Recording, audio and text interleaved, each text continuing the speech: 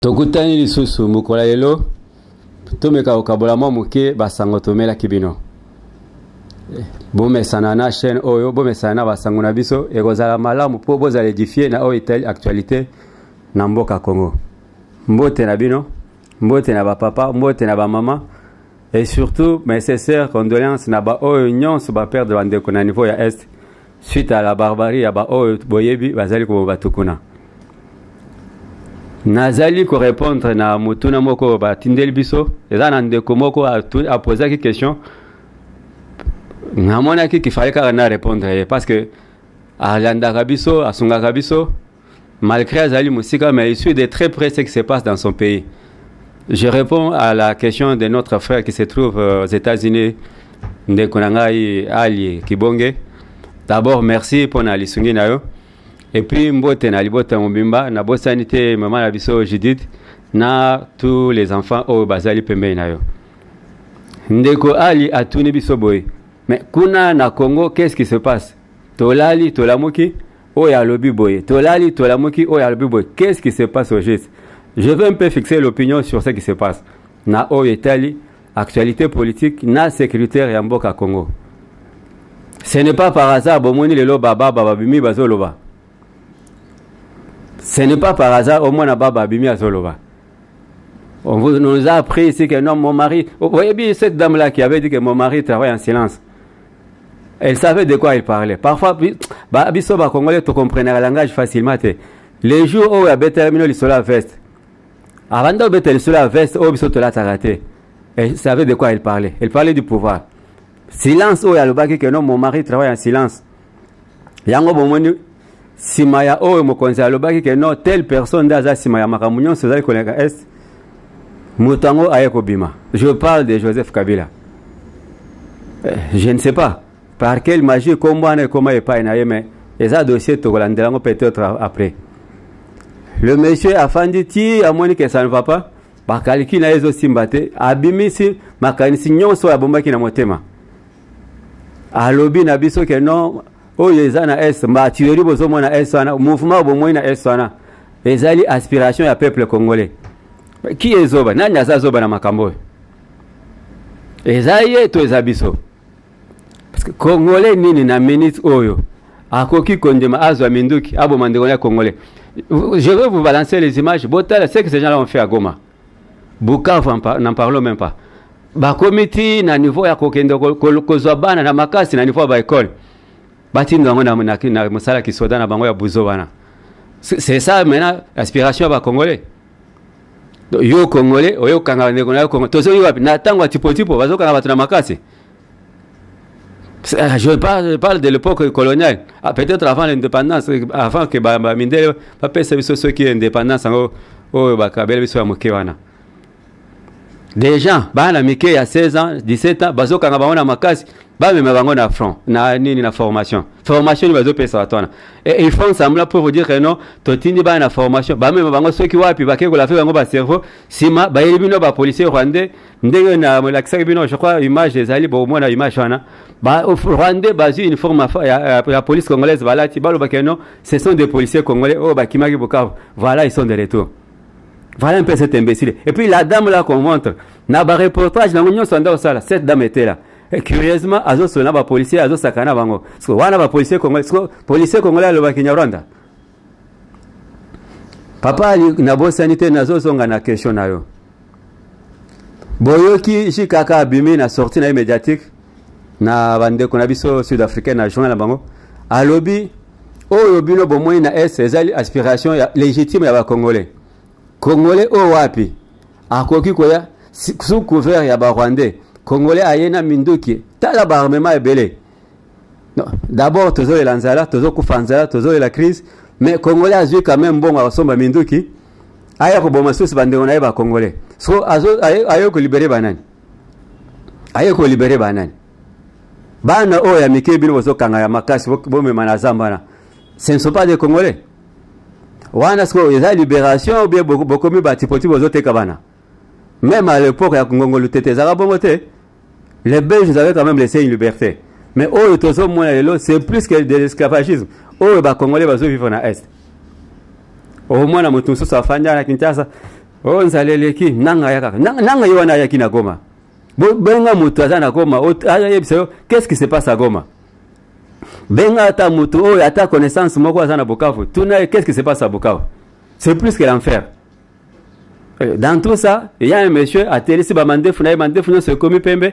Abi ono université de Kara. So Kara yewana baba lobby. Arrive sur nous qui oh yozo samana S, c'est moi le parrain. Ngainde chef ya mouvement on est samina S. Parce que ne nous parlons pas la face, il faut qu'on se dise la vérité.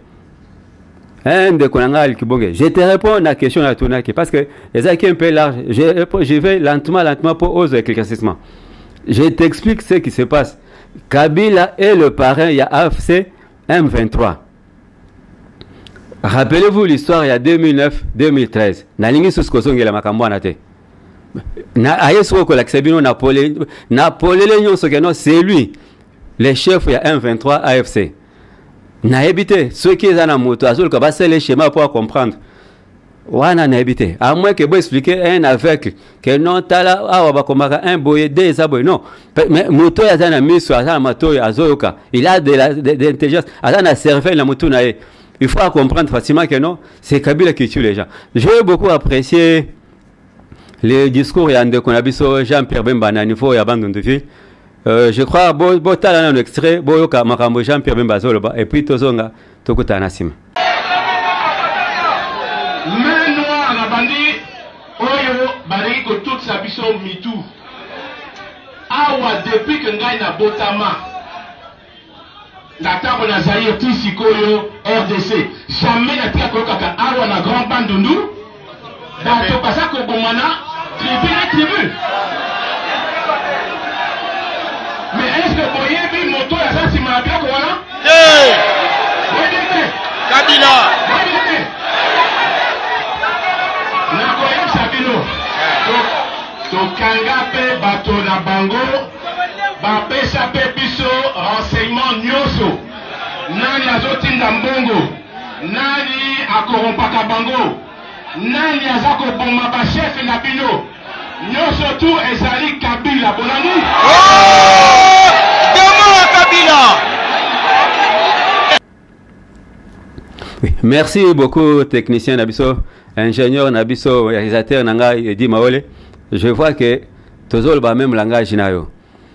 Bozoka, il est dit avec son cœur. Ils avaient des renseignements. Moi, j'avais été informé bien avant. On était bien informés. Je suis allé à Kinsele.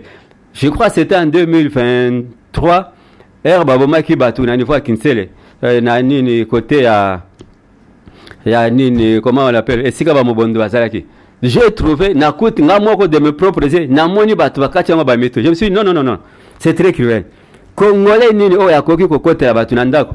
Akata batu mitu na machette et puis il se sent à l'aise. Congolais nini na habité na mboka nini mutu akoki kosa lelo kwana. Vous connaissez très bien l'histoire ya Kamuna Nsap. Boyebi bato meka machette na chikapa tina bamboka nyosana. Aujourd'hui ils sont libres bazo tambola.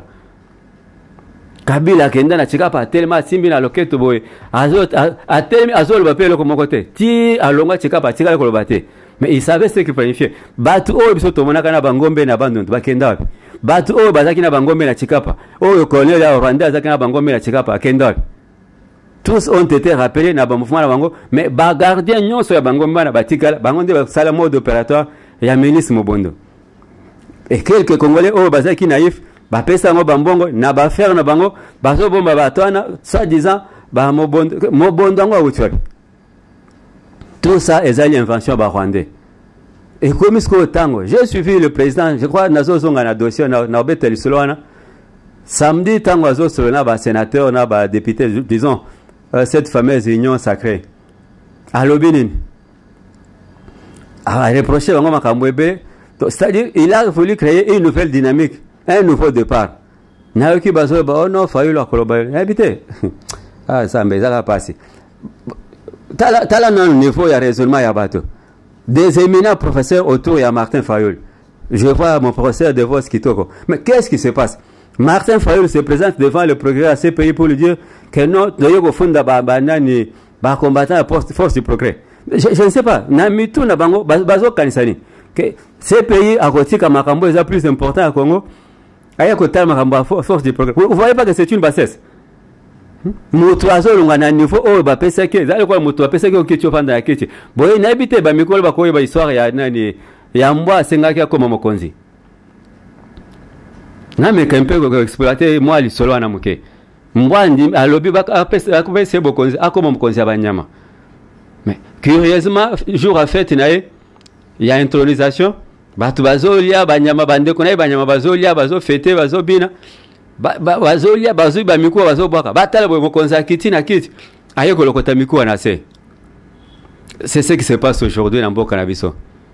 Voilà quelqu'un qui était haut placé à un certain niveau. Je parle de deux personnes, na Martin Fayoul na Joseph Kabila. Et na évité combat na Joseph Kabila ya uta wapi parce que binonyo so identité o ya kanango. C'est déjà une usurpation à identité. Je crois Bajiré so et le connaît très bien. Je demanderai à Maître Moutamba, notre avocat, en tant que ministre de la Justice, à mes canaux de dossier, par quelle magie ce monsieur a comment Joseph Kabila n'a pas fait combat Joseph Kabila, parce que tout le monde le connaissait, il y a Hippolyte. Qu'est-ce qui s'est passé pour Moutamba comme Joseph? Service ni o ya tribu akaba kombo bien changer ba komba bat o ya côté qui pour à côté ni dossier na ba changer kombo na. De ce côté-là, il y a aussi un problème. Il faut batouana oignon sur basangana qui ba pesa mutana kombo ba mec un peu kosunga biso. Qu'est-ce qui s'est passé ce jour-là? Na ba Louis Michel. Louis Michel doit être entendu sur ce dossier. Il doit être entendu sur ce dossier parce que il est le géniteur. Il y a babouzo oignon c'est le Kana Congo. Ils sont allés fabriquer un homme, ils lui ont imposé une femme alors que yé moko azaki na mwasi na yekuna bazo fanda na neni ya rwandaise.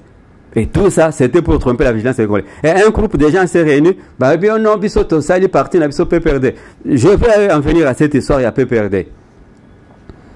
Mokonzi aloba ki na biso pour la première fois, c'était en Allemagne. Alobi, muto yazali sima ya makambo sozali komona na Est, et ça, Joseph Kabila. Biso nyoso bebi, ah, c'est que j'ai comme exagéré. Poni na kokotsa moninga na makambo mabebo.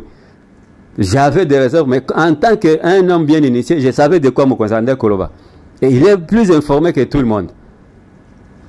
Toké plus loin, Kimia n'a fait silence, silence, alors que dans sa tête il n'y a absolument rien. C'est pourquoi parfois Zobatama silence.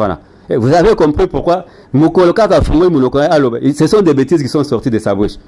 Et ça, il se sagesse sur Babanda côté que le bisou que non, un homme sage. Sagesse c'est ça. Il a fallu que tu avandes à Kimia qui a l'oba. Nazo Mona a fongoli compte Twitter nae. Pour tromper la vigilance, bah, Kangango, oh non, et ça qui saturé Nani, parce que tout le monde s'est attaqué à lui. Tous les Congolais qui n'attendent s'attaquer à lui. Et finalement, Nabutu va suspendre contre on. Et je vois la dame qui sort le matin pour lui dire que non, oh non, bah, Congolais va poser qui va question belé, bah, se battre, qu'est-ce que yo, tangé sur la question, la boba, bango va poser qui, va tout nakeni. C'est un criminel. C'est un criminel, il doit être poursuivi. Ndekonanga était pour la fois passée au Tunakinga. Mais je te réponds maintenant aujourd'hui. Tu sais de quoi je parle. Il travaille dans le silence. Oh, Shadar et Aloba qui non, ils sont en train de travailler dans le silence. Silence, n'a pas souki. Yewana bimsi maloba. Baba bandi oloba. Azol banabisoni. Oh, yo salami na est. Dengue basobo maba congolais na est sona. C'est une aspiration légitime yabako. C'est-à-dire, ezali, bafandi, bayokani, babino. Biso tolembi na Tshisekedi comme ça to créer mouvement moko o eko benga na pouvoir mais c'est normal constitution doit permettre que nos congolais ba kokipe ko sangana ko boya un certain système leur imposer mais ya ko kende ko somindu ki ko ya ko boma ba congolais soit disant les aspirations congolais légitimes ba congolais so yo oye comme libérateur OK sou ko boma ba o yo zo libérer mais na qui est imbécile dans cette histoire o yo zo boma nde ba étranger ba occuper mabele na bino ou bien zalika kana système na bino ya kosala empire na ni imatuti o bolingi bo installer na est à Congo et aussi mbate et comme ce que tango je félicite le président de la République ndenga nommé kulutu na biso nani oyo nde kuna biso akivu alobaka mingi ndenga nommé coordonnateur ya ba wazalendo porte-parole na bango. En tout cas, vieux Kumbela Bouloana Malam. Moi, je suis derrière toi, je te soutiendrai à 150% pour histoire Banani Batouti ici là. Je cite notre grand frère Bitakwira. En tout cas, je suis derrière cette idée, cette initiative. Je te soutiendrai partout. Si il faut que la caméra n'abisso et ça le mouvement, nous viendrons vers vous par rapport aux yeux comme responsabilité, comme porte-parole à Barazalendo. Nazo Kotamo Muzindo Muke na dossier au Italie entretien ya chef de l'État na ba membre ya nini ya Union Sacrée. Cette histoire de Union Sacrée ça déjà appartient au passé. Ceux qui bolanda qui bien makanisia mokonzamboka, moi je dirais que c'est la dissolution indirecte de l'Assemblée nationale. Parce que tant comme il n'y a pas d'union sacrée, majorité peut exister. C'est-à-dire l'Assemblée est caduque, elle doit tomber. Automatiquement l'Assemblée nationale devait tomber. Et quand on parle de la chute de l'Assemblée nationale, on voit les présidents Oyezo Kambayango. Ces gens-là ne m'inspirent pas confiance. Nazo Longola Mutumoko na Krupana, c'est mon fier Mbosso. Au moins, j'ai beaucoup de respect pour lui. Mais le reste des gens, qu'est-ce qu'ils font? Bozu Batu, Botia Bango Liboso Yabatu, pour bazo porter aspiration, oh Kabila le but, bazo porter aspiration légitime. C'est ça leur but.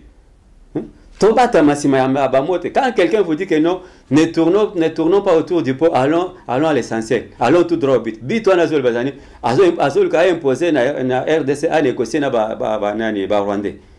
Vous nous voyez, au moins c'est que Jafandi, en face à Tsegedi, Nakenga, en face à Tsegedi, Willingoma, en face à Tsegedi, Kabila, en face à Tsegedi, James Kabarebe, en face à Tsegedi, Kanyuka. Ce sont ces gens-là, besoin d'un parlement.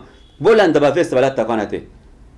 N'a pas ça toujours raison, na Kulu Tunangai, oh, le gouverneur Yanani, Yaituri, Johnny Luboyankashama.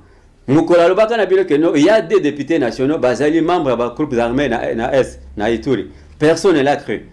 Alors, Bobeng Sanga l'Assemblée nationale, là, qu'on présentait une preuve. Et des gens comme ça, tout le monde a confiance pour aller.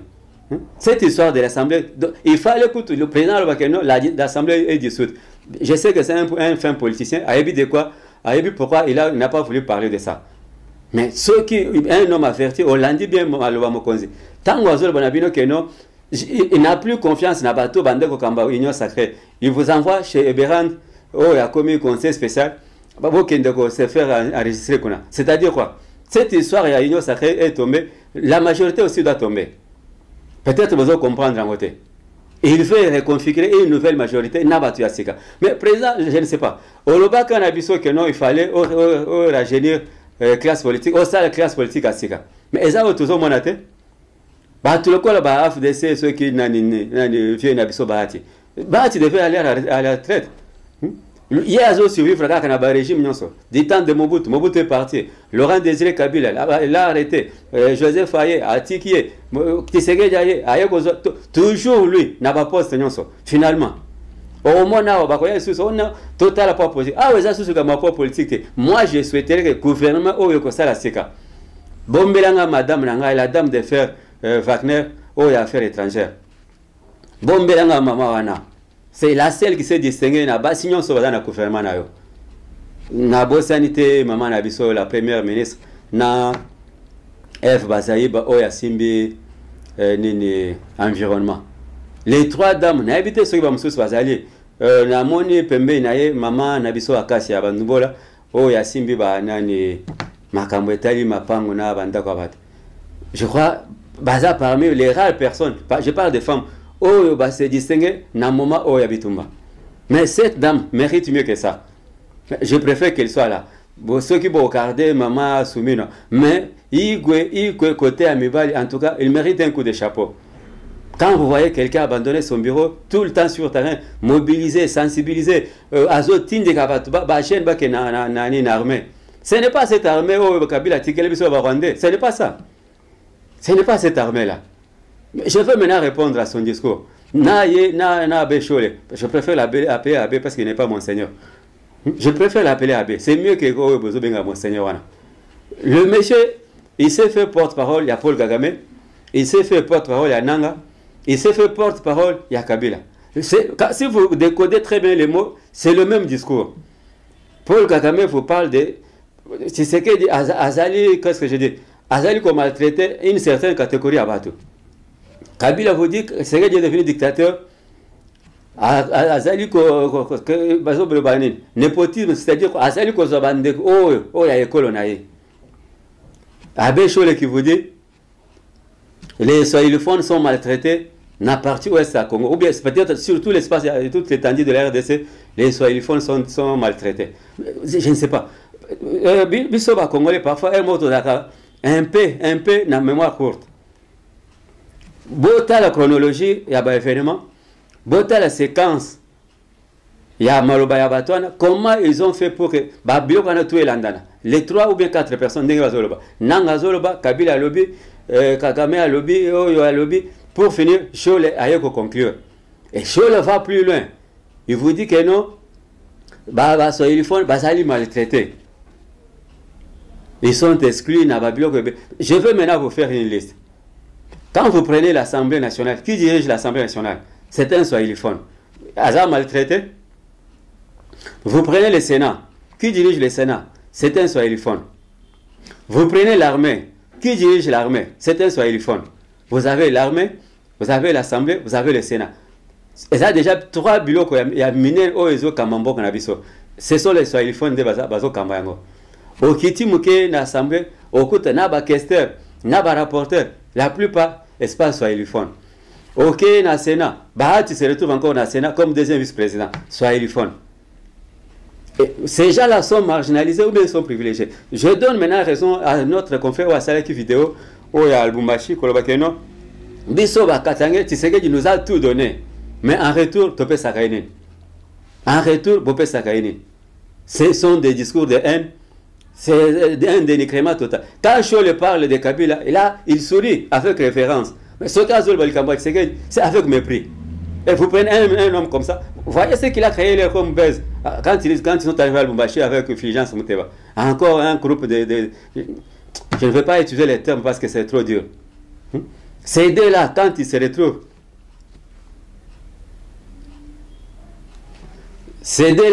retrouvent, c'est pour créer toujours de la zizanie. Il faut pas créer le comme oh non, Babotoli, Chole, les passeports. Qui ne connaît pas Chole na Congo? Babotoli, passeport. Ah, tout mis à la place, à Baton à DGM. Chole, Babotoli, passeport, na Lubumbashi. Pour Azokewa. Alors il est rentré à Kinshasa. Tout non soit ça. Tout ça, c'est quoi? Frustration et salier. Nalobaki Nabino, que Chole est allé na Rwanda sur initiative privée, Yabangomoko, na SCC. Air Bazonia, rapport Bopé, c'est pas nain. Pour divertir, maintenant, distraire les gens, Bakeko créé le canal, oh non, Babotoli, Chole, les passeports. Il a amené le discours, il y a un. C'est déjà quoi? C'est un homme qui doit être poursuivi par la justice. Je remercie aussi le VPM intérieur, Jacques Chabani. Nandenge Botinde Libato na convocation, bah, répondre. Parce qu'ils doivent se justifier. Il faut expliquer, Bisso. Nanya Botole, quel passeport c'était pour quel but? Qui ne connaît pas quelque chose, c'est un prêtre catholique. Au sali ba voyage au Rwanda au Zongi. Au sali ba voyage au Poto au Zongi. Mais pour venir à Kinshasa, de Lubumbashi à Kinshasa, le passeport pour ça. Il ne faut pas nous appeler. Donc, comme ta mission a échoué, oh, il y a qu'à diviser la Congolais, dans le discours, il y a un, que non. J'ai entendu une dame me dire que non, pas David, Bisso Bali, tu sais que Jalinga Bengana, Bisso, Poto Songana S. Mais je me dis, mais tu sais que oh, wapi, oh, il y a Zok, Kokata Kola, la tête, Boutou Moy, il est au four et au moulin pour qui est à Congo. Et c'est le même Tshisekedi qui va aujourd'hui dire que non. Bateau, et pas bango et ça. Vous avez vu ce qu'il a fait aux petits enfants. Soit Mikola au Salamoni. Ceux qui ban américains bazo sauter bamir. Ba image ezali au romonango. Ban américains bazo sauter bamir à école. Soit Mikola au Salamoni. Botika discours là. Comme c'était sa prédication, Azangue le côté à bateau. Bango balata ka sultan, il se cache derrière la sultan. Il fallait ça le parti politique. Il fallait ça le parti politique, au lieu qu'à se cacher dans la soutane. Cette soutane-là ne donne pas le droit qu'on le n'importe quoi. On a peine à quoi il a. Non, mon arrêt qu'on a sango dans les Israël, il n'y a pas la soutane. C'est qu'il n'y a pas comme un privilège à le n'importe quoi. Soutane, on les autres personnes droit à nos commis supérieurs par rapport à Congolais. Non. Tu es un Congolais comme tout autre Congolais landa. À n'importe quel moment, on peut mettre la main sur toi. Je reviens maintenant à cette histoire. Il y a le but, il faut basé marginalisé. Mais Kabila, qu'est-ce qu'il nous a laissé dans les entreprises de l'État? Aller à la DGM. C'est Talaba Rwandais Belé na DGM. Ye moko Kabila azaki na mwasi awo nani mwana ya Rukwiza tango kufiba kenda kunda baki kunde na Rwanda. Rukwiza azali Congolais. Un Congolais akufiba ke kunde na Rwanda esala mort. Na lobaki li solo awo ka no makanika bato omaki ezali ba FARDC. Bato baboya ke ote nini baro. Ye wana matanga esali wapi? Matanga za na Rwanda. Je vais vous montrer même la photo de la veille mortuaire. Makanika bazole na Rwanda. Vous allez à la DG, vous trouvez des swahiliphones. DGDA, là que nous n'en parlons pas, parce que Zaki est là terrain à Bango Kongi au Bazwa. DGDA, c'est comme ceux qui DGA, aujourd'hui DGI. Donc ces gens-là sont pleins dans ces entreprises au Uruguay Zatika. Et sa fille était la femme de Joseph Kabila. Par contre, Bazwa qui n'a ni DGDA ou bien DGA dans otage. Et quand Ramocho parle des histoires, c'est pour distraire les gens, na Oya Salaki. Kolobakeno oya makambo Kabila c'est-à-dire Chole s'est fait porte-parole ya Kabila oyo Kabila lobaki Chole a renchéri pour vous dire que non t'as un groupe de gens bazar marginalisés et ce sont ces gens bino boye bisangai mutunini oya abandon azana poste clé mutunini ya Équateur azana poste clé par rapport à Basoi. Vous ne trouvez pas que c'est une aventure? Quand le président vous dit que Kabila est derrière tout ce qui se passe, Jean-Pierre Bemba l'a dit aux jeunes, l'obin abandonne que non, Kabila est derrière ce qui se passe. Parce que Bino Bozo Zelani, ministre de la Justice, qu'est-ce que vous attendez pour saisir bien Kabila? Comme vous l'avez fait pour Nanga, tous les biens de Kabila doivent être chassés. En commençant par Kingakat, il a des bateaux sur le fleuve, bateaux qui takuna nani na port Aledia. Il a un port. Il a beaucoup d'entreprises dans le carré minier à gérer. Et quand je parlais la fois passée que non, la RDC finance elle-même les groupes armés, les gens ne me font pas compris. Les lots bateaux n'ont pas bien en ça. Bino Botiki Kabila a exploité le minerai à Congo. Cet argent va où? Il y a un des sommes qui n'a pas qu'on a. Azana ba supermarché, azana ba entreprise, azana ba carré minier, azana ba bateau, azana ba port. Mais tout cet argent qu'il récolte, il y a un des sommes qui qu'on a. C'est bisoma que tous financer bitumba oh bazo bonisa biso pas Kabila. Bisoma ko RDC. Soyons un peu sérieux. Quand on dit que non, l'AFC M23 sont des groupes terroristes, automatiquement bakolo na yango baza ba terroriste. Nanga a été coincé comme ou bien qualifié de chef terroriste. Kabila doit être aussi traité en tant que tel. Et automatiquement le PPRD doit être considéré comme un mouvement terroriste. Et tous les membres de la PPRD doivent être considérés comme des terroristes. Je ne vois pas pourquoi vous devez aller pas chez Makambo ya koflaté Moutou ezate. Qu'on se dise la vérité, l'Assemblée n'existe plus, l'Union sacrée n'existe plus. On doit reconfigurer les choses, c'est-à-dire refaire une nouvelle majorité. Mais sinon, je demande que le gouvernement, ce qui est à ébélé, 25 personnes. Président, pardon, Koye Labiso, Batu ébélé, il n'y a pas de politique.